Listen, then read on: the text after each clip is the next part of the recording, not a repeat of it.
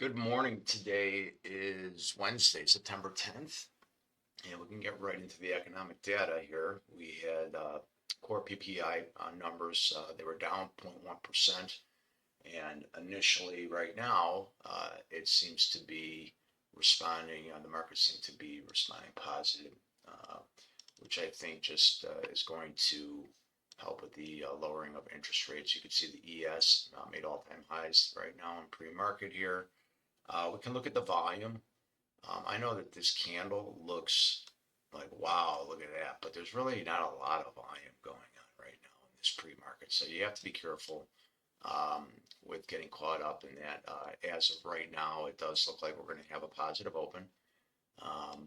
Both the NASDAQ and the ES and the NASDAQ both made new highs. ES made it 65 in a quarter, and the ES or the NASDAQ made it at 24,044 and 25 cents. We could take a look at some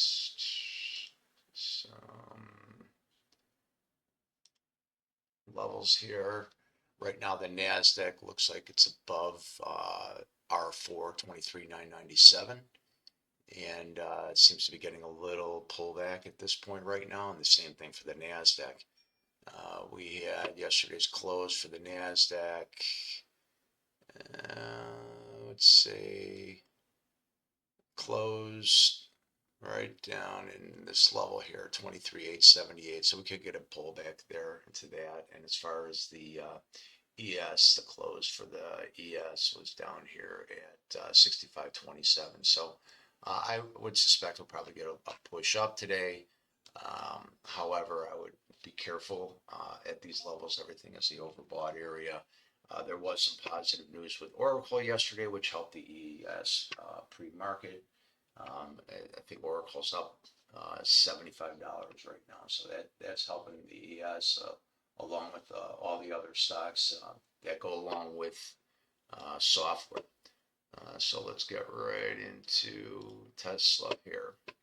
Tesla's pushing higher right now. It's getting through the R4 levels right here at R4 350, 79.25. However, it's still leaving some open POS levels, of which you know that I've been looking at lately. So even though Tesla is pushing up right now, if we take a wider look at things, it's still trading in between a range here. So, we very well could push up here, but this is a big level. I would not be confident with taking longs into Tesla until we get above this 359, 360 level. If we get up above that level right there, I think we quickly can get into this 367 level. That was all the way back from February of this year. We could look at a bigger picture here, which gives us a more holistic view of where Tesla is. It's trading in this channel here, this diagonal channel. So until we get above this level right here in this channel, I don't think that I would not get long in this area right here. We're still trading, right in between this range right here. And I have this level down here. If we lose this 343.33 level, I think we quickly move down into this 338, and then if we lose that level, then we get down to that 333 POC level that I've been talking about. But right now, you can go into the market with a bias, but as I always say, you have to trade what the market is showing you at the time. So I've traded for many years, and sometimes my bias going into the market, because my bias is, I'm pretty accurate on my bias, but I'm not, nothing is 100%.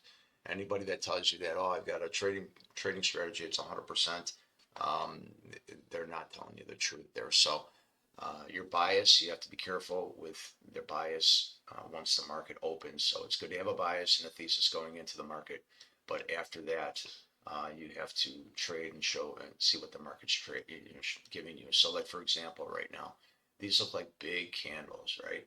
Well, if you look down here, as I go over this candle right here, look in this area right here. When I go over there, you can see there's 228,000 shares traded in that 15-minute candle right there.